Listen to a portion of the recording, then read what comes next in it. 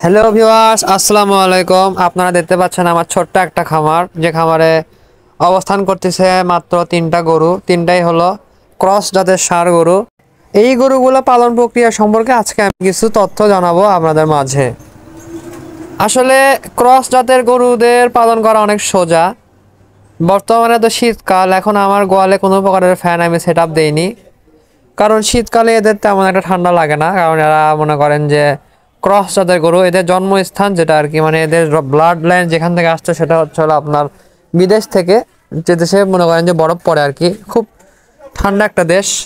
তো সেই হিসাবে আমাদের মানে বাংলাদেশের যে একটা ওয়েদার, বিশেষ করে শীতকাল, এই সময়টাই গরুরা খুব আরামে এসে থাকতে পারে। তো আমার প্রজেক্টটা হলো মূলত 5 মাসের প্রজেক্ট। আমি গরুগুলো ক্রয় করছি 15 থেকে 16 দিন আগে। এখন কথা হচ্ছে এই গরুগুলোকে আমি পালন করব। এটা হচ্ছে নভেম্বর মাস, তারপর ডিসেম্বর, জানুয়ারি, ফেব্রুয়ারি, মার্চ, এপ্রিল, সোজা কথা জুন মাসে আমি গরুগুলোকে বিক্রি করব। মানে রোজার ঈদের মানে কষায়ের যে হাটটা আছে সেই হাটে আমি গরুগুলোকে তুলবো। দেখা যাক, যদি সেখানে বিক্রি হলো তো হলো, আর না হলে আমি গরুগুলোকে পরবর্তীতে সেল করার চেষ্টা করব। যদিও ইচ্ছা আছে সেল করার, কারণ এইগুলো সেল করে দিয়ে আবার আবার কোরবানি ঈদের টার্গেটে আবার 2-4টা গরু ক্রয় করার ইচ্ছা আছে। তবে আমার বিশ্বাস যে আমি এই 5 মাসে এদেরকে আমি ফ্যাটেনিং করতে পারবো। আর একটা কথা বলে রাখি, 60-70 হাজার টাকা বাজেটে এরকম গরু আপনারা ক্রয় করতে পারবেন এখন বর্তমান হাট থেকে।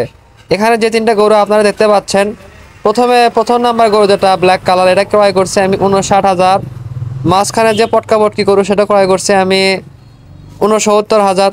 আর হলো লাস্টে যেটা দেখতে পাচ্ছেন ওটা ক্রয় করছিলাম আমি 50,000 টাকা দিয়ে। তো এই হলো আমার তিনটা গরু।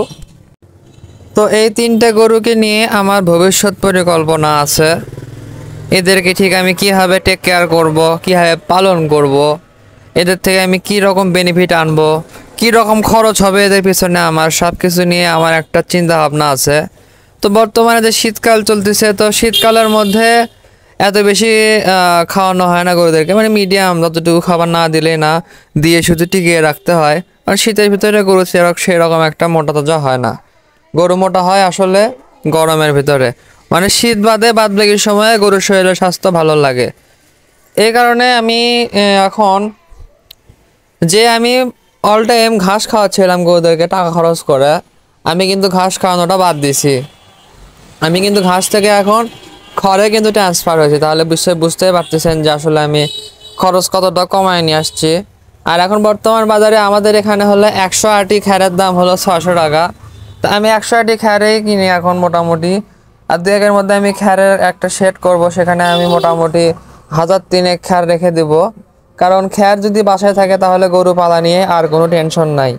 যারা নতুন উদ্যোক্তা তাদের উদ্দেশ্যে একটাই কথা, গরু কেনার আগে গরুর খ্যারের একটা পালা কিনে নিয়ে আসেন, তারপরে গরুর ঘরের শেড তৈরি করেন, তারপরে গরু কিনেন।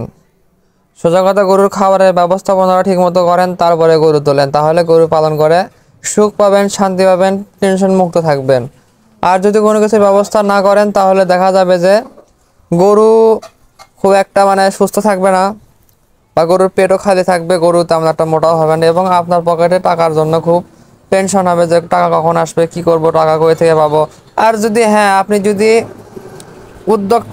উদ্যোক্তার পাশাপাশি যদি একজন যদি চাকরিজীবী হয়ে থাকেন, তারপরেও আমি একটা কথাই বলবো যে অনেক সময় হাতে টাকা থাকলেও গরুর খাবার কিনতে পাওয়া যায় না।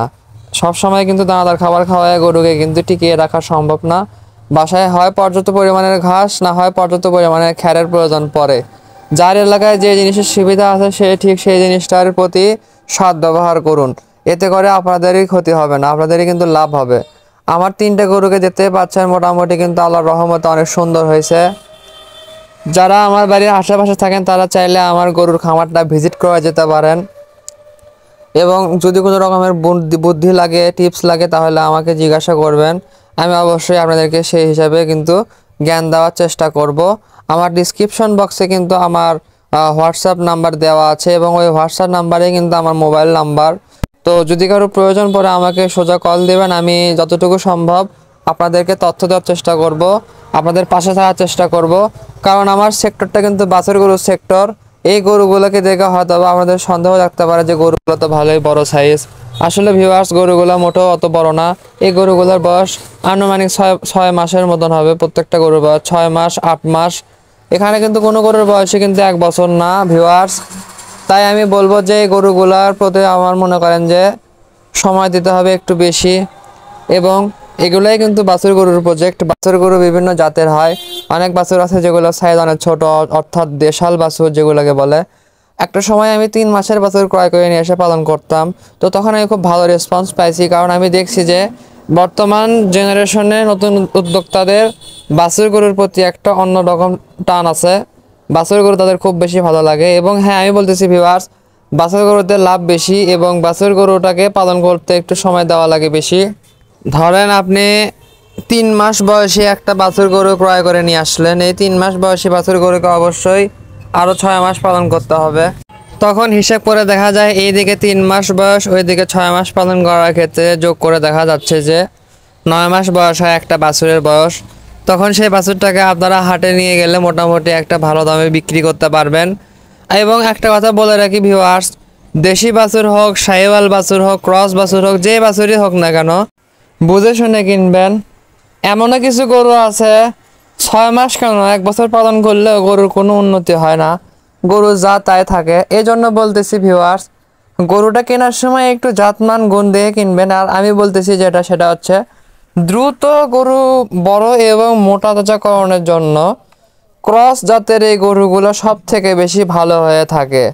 এটা আমার একান্ত ব্যক্তিগত কথা না, এটা যে সকল খামারি পালন করছে এই গরুগুলোকে, তারা সকলেই কিন্তু বলবে যে এই ক্রস জাতের এই গরুগুলোকে খুব তাড়াতাড়ি মোটা তাজাকরণ করা সম্ভব। তাই আমি আপনাদেরকে একটা কথাই বলবো, যেহেতু আপনারা অনেকেই আছেন যারা নতুন উদ্যোক্তা, নতুন উদ্যোগ নেওয়ার জন্যই কিন্তু আমার ভিডিওটা এখন দেখতেছেন। তাই আমি বলবো না যে অহেতু কোনো আপনাদেরকে ধারণা দেব না, যে ধারণার কারণে আপনাদের কোনো ক্ষতি হোক, পরবর্তীতে যেন আপনাদের কোনো অভিশাপ আমাকে না লাগে। এজন্য আমি বলবো যে যদি 3টা বাচ্চা কেনার টাকা থাকে, 3টা বাচ্চা কেনার টাকা দিয়ে আপনি একটা এরকম বাচ্চা কেনেন। ধরে নেন বর্তমান বাজার হিসাবে দেশি গরু 20,000 টাকা পিসে পাওয়া যাবে হলো আপনার 3 থেকে 4 পিস, 80,000 টাকা ইনভেস্ট করলে। দেশি বাছুর বাচ্চা, সেটা বকনাও হতে পারে, ষাঁড়ও হতে পারে, বাজারের উপর ডিপেন্ড করতেছে, আপনার খোঁজাখুঁজি দামাদামের উপর ডিপেন্ড করতেছে। কিন্তু এই 4টা বাচ্চার পিছনে আপনার যে খরচটা হবে, ঘুরে ফিরে দেখা যাবে একটা বাছুরের পিছনে তার থেকে কম খরচ হচ্ছে, অথচ সেই বাছুরটার দাম হলো 70 থেকে 75,000 টাকা। যেরকম বলতেছি আমি মাঝখানে যে বাচ্চাটার কথা, সেটা পটকা পটকিটার কথা বলতেছি আমি।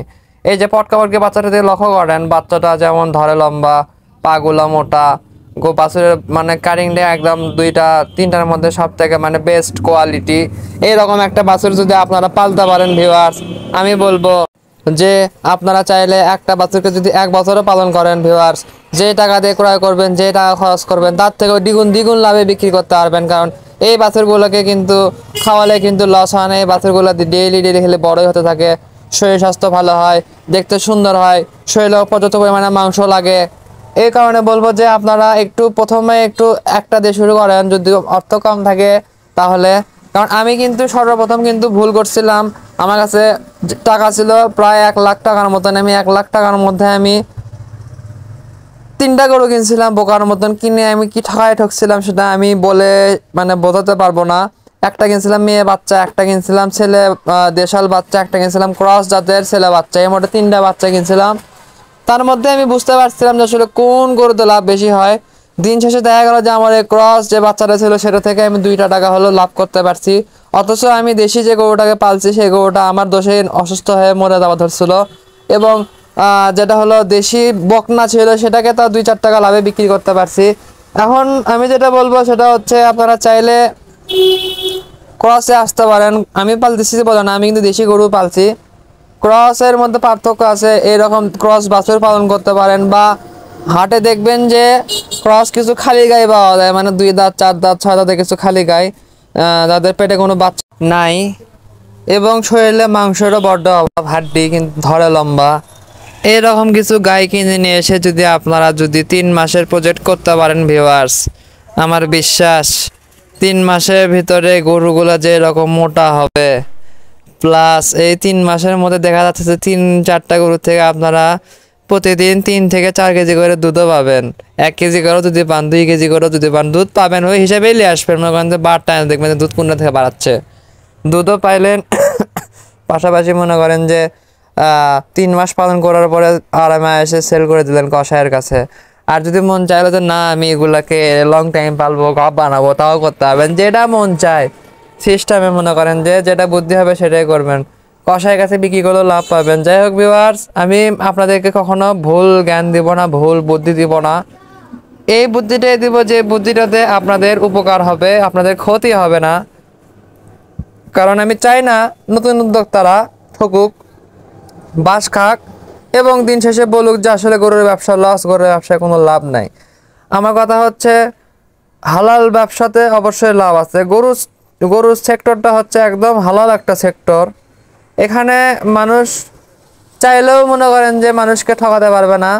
আসলে মানুষ ঠকাতে পারবে তখনই, বোকা মানুষেরা যদি কম বোঝে তখন ঠকবে, কিন্তু যদি তারা যদি ধৈর্য ধরে যদি ঠান্ডা মাথা যদি ক্রয় করে তাহলে ঠকবে না। এবং এটা ঠকতে কিচ্ছু নাই, আলহামদুলিল্লাহ হালাল ব্যবসা যেটাকে বলা হয়।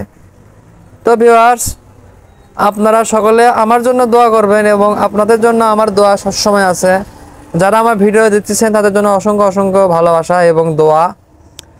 সবাই অনেক ভালো থাকবেন, সুস্থ থাকবেন। আপনাদের মাঝে আমি আবারও নতুন কোনো ভিডিও নিয়ে হাজির হব। আর হ্যাঁ, যারা এখন আমার চ্যানেলটিকে সাবস্ক্রাইব করেননি, লাইক কমেন্ট শেয়ার কিচ্ছু করেননি, তারা দয়া করে সাবস্ক্রাইব করেন, লাইক কমেন্ট শেয়ার করে ভিডিওটাকে ভাইরাল করে দিন। আসসালামু আলাইকুম।